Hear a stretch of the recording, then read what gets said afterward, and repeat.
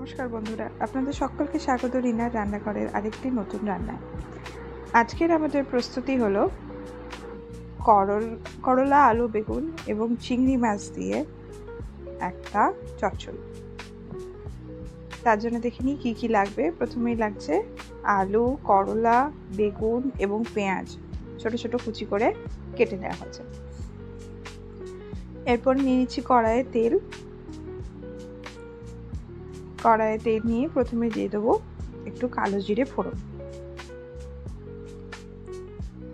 এতে দিয়ে নেবো এরপরে কেটে রাখা পেঁয়াজগুলি। এই গরমকালে প্রথম পাতে তেতো খেতে ভীষণ ভালো লাগে, আর আমরা বাঙালিরা তেতো তো খাই। তেতো ডাল, তেতো শুক্তো। আজকে আমি একটু করলাটাকে আরেকটু ভালো করে নেওয়া যায় যাতে আরেকটু সুস্বাদু লাগে। তার জন্য কীভাবে চিংড়ি মাছ দিয়ে এটাকে আরও সুস্বাদু তৈরি করে দেওয়া যায় সেটাই দেখাবার চেষ্টা করছি। আলু দেওয়ার পর আমরা পেঁয়াজ এবং করলাকে একটু করে ভেজে নিচ্ছি। প্রথমে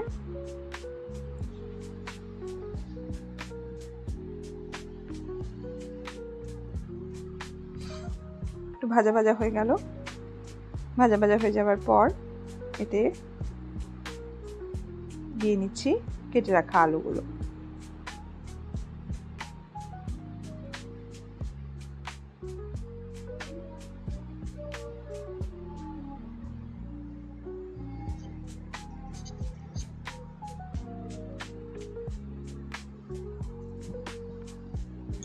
আলুগুলো খানিক ভাজা ভাজা হয়ে গেলে দিয়ে নিলাম স্বাদ মতো নুন আর সামান্য হলুদ।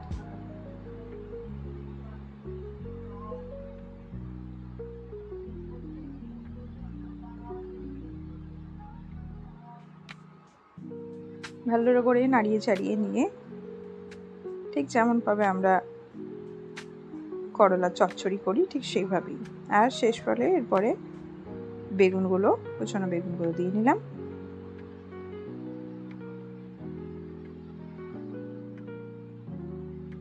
ভালো করে রেখে নেড়ে চেড়ে নিতে হবে।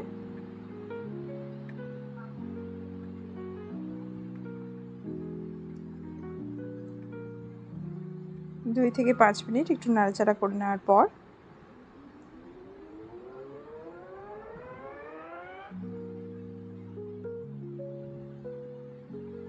এতে দিয়ে নেব আগে থেকে ভেজে রাখা কুচো চিংড়ি মাছগুলো।